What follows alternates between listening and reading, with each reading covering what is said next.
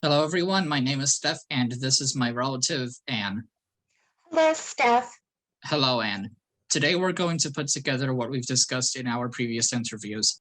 So, we've been discussing the 7 forces of change to manage behaviors. For a particular behavior that you want to change or adapt, there's generally no harm in using as many forces as you can. However, for different types of behaviors, certain forces are more important than others. For a specific behavior, you must begin by determining which category it falls into: automatic, burning, or common. That makes a lot of sense. Automatic behaviors, also called habits or A behaviors, are those which you perform unconsciously. For example, you might walk into your living room and turn on the light switch without realizing it. Burning behaviors, or B behaviors, by contrast, require a conscious effort as well as a strong conviction. If you're aware of what you're doing but you feel as though you cannot stop it, then it's a B behavior. Eating food is typically an example of this. In most cases, you must actively decide to bring the food to your mouth, but your hunger, a physiological drive, is compelling you to do it. And if a behavior lacks that compulsion, but you cannot perform it automatically, then it falls into the last category: common behaviors or C behaviors. For instance, when you call someone on the phone, you need to consciously decide to call that person, pick up the phone, enter their number, think about what you're going to say, and then make the effort to speak. Right, that all makes sense. And I can understand you would need to know what type of behavior it was before deciding how you were going to change it. I think with our goal of not eating ice cream or eating less ice cream, that was more of a negative goal of something I was not going to do. But when it's a negative thing, when I keep telling myself, don't do this, sometimes it makes me want to do it more. Right. And as we mentioned earlier, eating food is usually a burning behavior. So even if you didn't explicitly know it was a B behavior, you understood that this behavior would have that effect on you. Is that right? Yes, that's true. And once you understand how the behavior works, you can see which forces of change are best suited to it.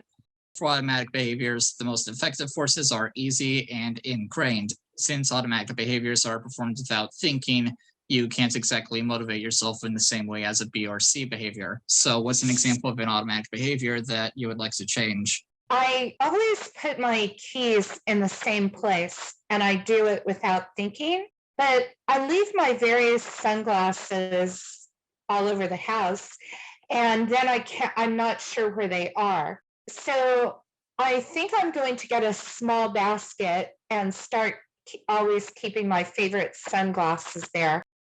Right, and that'll make it easier for you to put your sunglasses in the same place each time. And as we discussed last week, when you're doing a behavior like that repeatedly, the brain ingrains it so you can do it without needing to think about it. That's how A behaviors are formed. So it sounds like a great plan. Moving on to burning behaviors, easy and ingrained are still the most effective forces. And as we discussed earlier, eating food such as ice cream is typically a B behavior. I remember that some weeks ago you described using Easy to help you with ice cream consumption. Could you please talk more about that? Well, it was so easy. I didn't buy any ice cream, so I didn't have any to eat. It was great. Great. So you can see that easy and ingrained are incredibly useful for both these kinds of behaviors. And lastly, for common behaviors, almost all of the forces are at least moderately effective, but overall, the strongest is the force of community. So, what's a C behavior that you think is relevant to our weight loss goal? Well, the fact that we formally met once a week to discuss this really helped me. And I think another thing that helps is exercising with friends.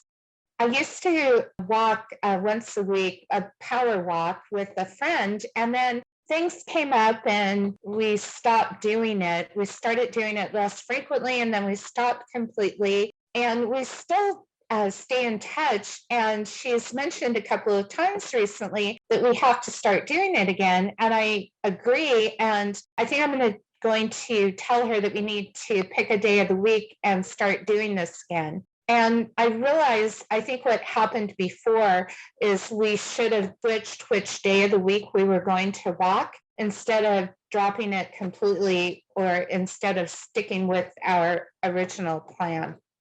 Right. So it sounds like the force of community was a very important catalyst in exercising more often. And exercising is definitely a common behavior since it requires so much effort. So starting to exercise with your friend again sounds like it would be incredibly helpful. Yes.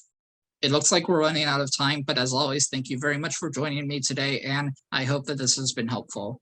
Yes, it's been helpful. All the recordings have been helpful to me. And I bought the Kindle version of Stick With It, and I think it's a very helpful book. That's wonderful. Goodbye, everyone. Goodbye.